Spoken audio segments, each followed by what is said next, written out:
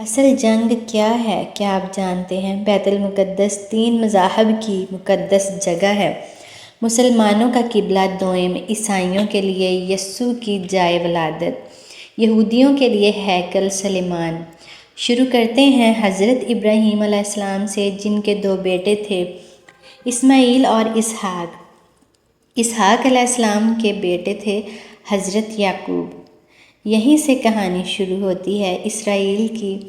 اسرائیل یعنی اللہ کا بندہ، اور یہ لقب حضرت یعقوب علیہ السلام کو دیا گیا۔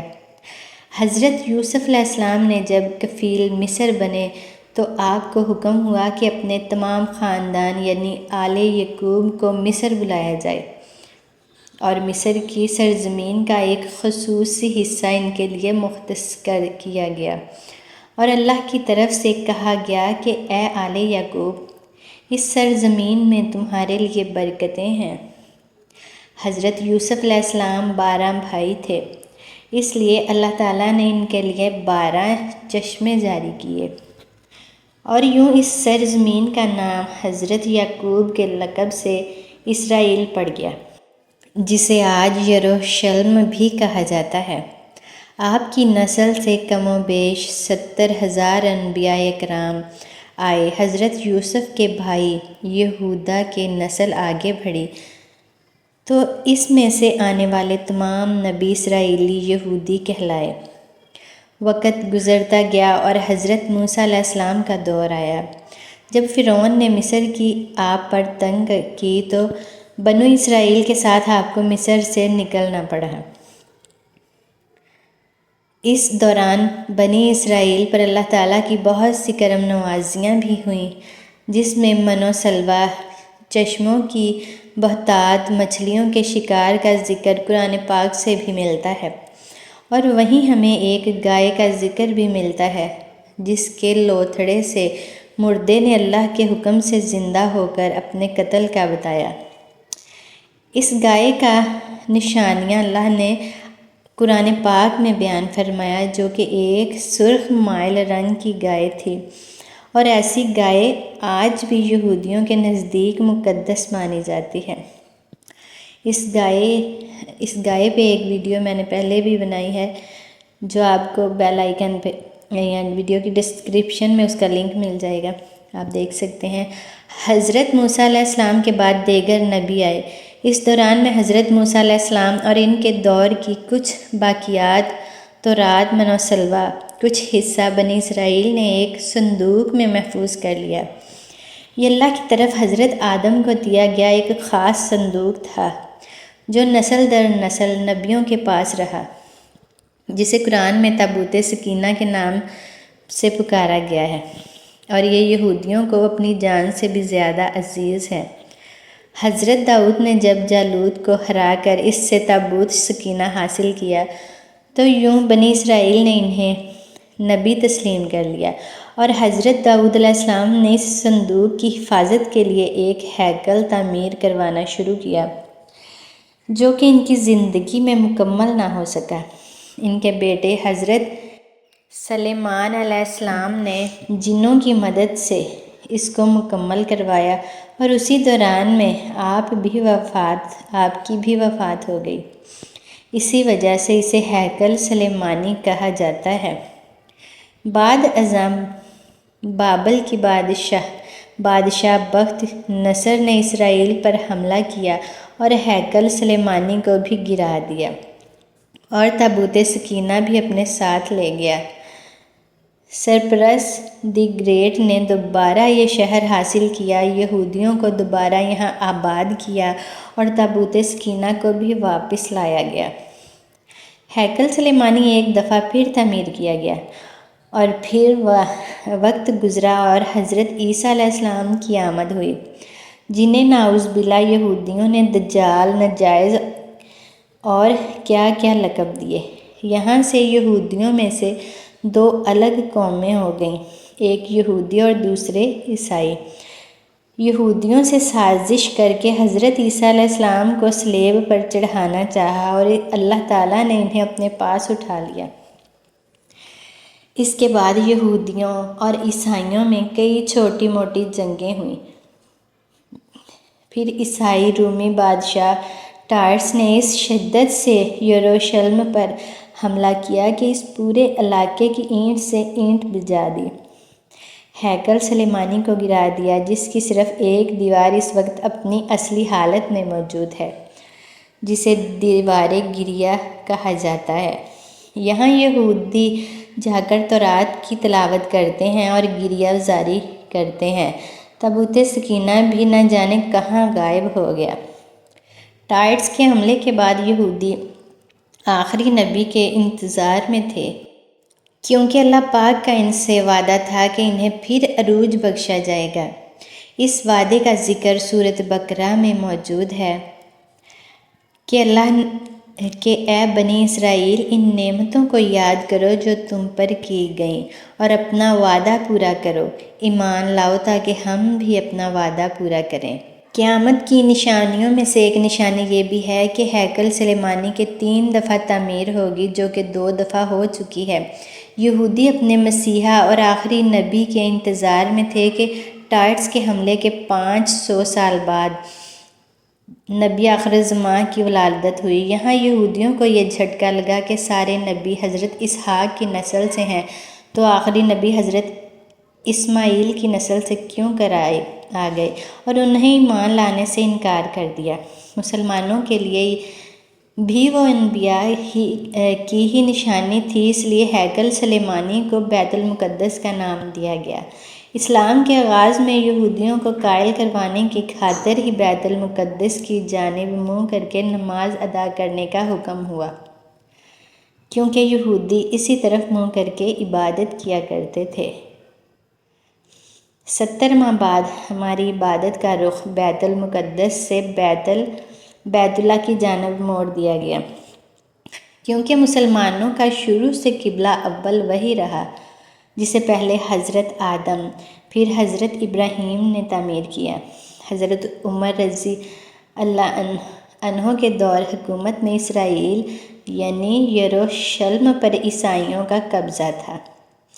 بیت المقدس کے ہی احاطے میں انہوں نے گرجا گھر تعمیر کیا ہوا تھا، اور عین تابوت سکینہ والی جگہ وہ گند پھینکا کرتے تھے، اور یہودیوں کی نفرت میں یروشلم کی فتح وقت جب حضرت عمر وہاں گئے تو عیسائیوں پر برہم ہوئے، وہاں صفائی کروا کر مسجد تعمیر کروائی، اور قرآن میں موجود معراج والے واقعے کی نسبت سے اس مسجد کو اقصیٰ کا نام دیا گیا۔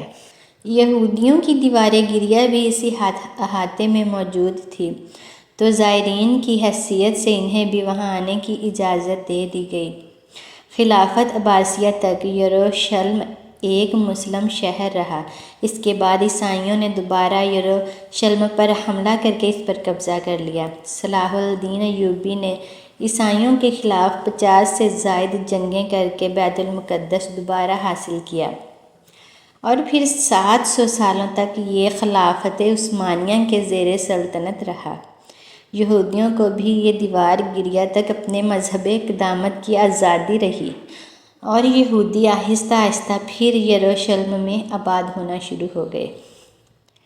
اس دوران میں کئی بار انہوں نے خلافت عثمانیہ کے سلطان کو پیسوں کے عوض یروشلم انہیں سونپنے کا لالچ دیا، لیکن ناکام رہے۔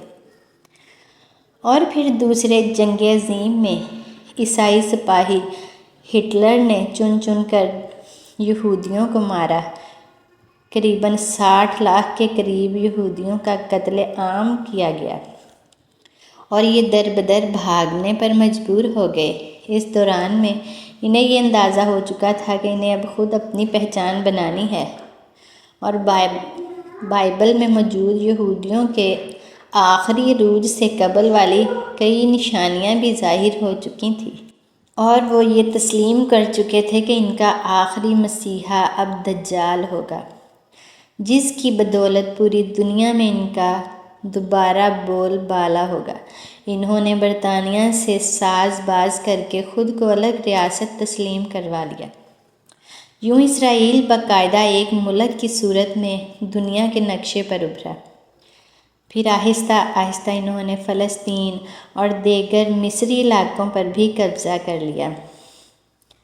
عرب ممالک اسرائیل کے خلاف جنگ پر آئے، لیکن اس وقت تک یہ خود کا اتنا مضبوط کر چکے تھے کہ عرب ممالک کو اس ایک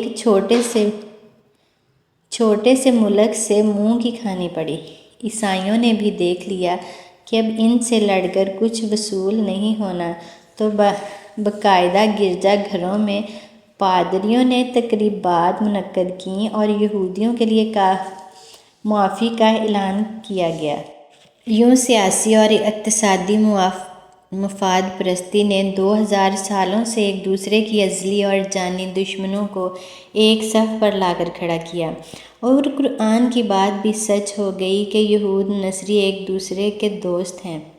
یہودیوں کے قائد کے مطابق وہ ہیکل سلیمانی کی حفاظت نہیں کر پائے تو خود کو قصوروار کہتے ہیں، خود کو سزا دیتے ہیں، زنجیروں اور چمڑے سے پٹتے ہیں اور دیوارِ گریہ کے پاس آہو زاری کرتے ہیں۔ وہ ایمان رکھتے ہیں کہ تیسری بار انہیں پوری دنیا پر حکمرانی حاصل ہوگی۔ اس کے لیے انہیں مسجد اقصیٰ کو گرانا ہوگا، جس کی تیاری وہ کر چکے ہیں۔ کب سے مسجد اقصیٰ کے نیچے بارودی سرنگیں بچھا دی گئی ہیں۔ اس کے بعد ہیکل سلیمانی تعمیر کر کے تابوتِ سکینہ وہاں رکھنا ہے۔ تابوتِ سکینہ بھی وہ دوبارہ حاصل کر چکے ہیں، لیکن مسئلہ تھا سرخ گائے، کیونکہ ان کے عقیدے کے مطابق وہ ناپاک ہیں، اور جب تک پاک نہیں ہو جاتے ہیکل سلیمانی تعمیر نہیں کر سکتے، اور پاک ہونے کے لیے سرخ گائے کی قربانی دینا ہوگی، وہ گائے جس کی نشانیاں قرآن پاک میں بیان کی گئی، جو اس وقت بھی انہیں ڈھونڈنے میں مشکل ہوئی تھی۔ اب بھی 100 سال تک وہ ویسی گائے کی تلاش کرتے رہے۔ ٹیکنالوجی کا استعمال کرتے ہوئے بچے پیدا کرنے کا کامیاب تجربہ کیا انہوں نے، پھر اس تجربے کی بدولت ویسی نشانیوں والی گائے پیدا کرنے کی کوشش کی گئی، لیکن ناکام رہے۔ 2019 میں ایک امریکی ریاست سے 5 عدد ویسی گائیں انہیں مل گئیں جن کے جسم پر سرخ رنگ کے علاوہ اور کوئی بال نہیں تھا۔ انہیں کبھی کام کے لیے استعمال نہیں کیا گیا تھا۔ اگلی نشانی کہ ان پر کسی بیماری کا اثر نہیں ہونا چاہیے۔ پوری دنیا میں کووڈ پھیلا کر مختلف جانوروں کے ساتھ انہیں بھی ٹیسٹ کیا گیا اور ان پر اس بیماری کا کوئی اثر نہ ہوا۔ یہ گوگل میں ریسرچ کر کے آپ اس متعلق تفصیل سے پڑھ سکتے ہیں۔ الغرض قربِ قیامت اور دجال کے ظہور والی تمام تر تیاریاں وہ مکمل کر چکے ہیں۔ اپنی مرضی کے ڈاکٹر، انجینئر بچے پیدا کرنا، 9D ٹیکنالوجی کی مدد سے ایک جگہ ہوتے ہوئے کئی جگہ موجود رہنا، اپنی مرضی کے موسم بنانا، جب چاہو بارش برسا دینا، چند دنوں میں پوری دنیا گھوم لینا، یہ سب دجالی نشانیاں ہیں، اور جو آج کے دور میں کوئی مشکل کام نہیں ہے۔ ہمارے اسلام میں بتائی گئی قیامت کی نشانیوں کی انہوں نے اتنے اچھے سے تیاریاں کر لی ہیں کہ برگد کے درخت لگا دیے جو انہیں پناہ دیں گے۔ بابلد جس جگہ حدیث کے مطابق دجال کا حضرت عیسیٰ کے ہاتھوں قتل ہونے کا ذکر موجود ہے، اس جگہ وہ دجال کے فرار کے لیے ایئرپورٹ بنا چکے ہیں۔ یہ سب تو قربِ قیامت کی نشانیاں ہیں، اور ہیکل سلیمانی نے بھی بن کر رہنا ہے۔ پھر اصل جنگ کیا ہے؟ اصل جنگ عقائد کی ہے۔ ہم اپنے عقیدے میں اس قدر کمزور ہو چکے ہیں کہ نماز پڑھیں یا نہ پڑھیں ہمیں کوئی فرق نہیں پڑتا۔ اپنے بہن بھائیوں کا حق کھا کر خوشی محسوس ہوتی ہے، اور فرقوں کی خرافات میں الجھے ہوئے ہیں۔ فلسطینیوں کے لیے سوائے دعا اور احتجاج کے ہم کیا کر سکتے ہیں؟ کیا ہم اپنے عقائد کے اتنے مضبوط ہیں کہ ڈالر کے بہکاوے میں نہ آئیں؟ کیا ہم یہودیوں کے مقابلے میں نکل آئیں؟ یہودیوں کے مقابلے میں نکلنے والے خزاسان مجاہدین کی لسٹ میں آتے ہیں، یا بس سوشل میڈیا کے تماشائی ہیں؟ اگر آج دجال ظاہر ہو جائے اور توبہ کا دروازہ بند ہو جائے تو ہماری آخرت کے لیے کیا تیاری ہے؟ ذرا سوچئے، جواب ضرور دیجیے گا کمنٹ باکس میں۔ اللہ نگہبان، اللہ آپ کا اور ہمارا حامی و ناصر ہو۔ جزاک اللہ خیر۔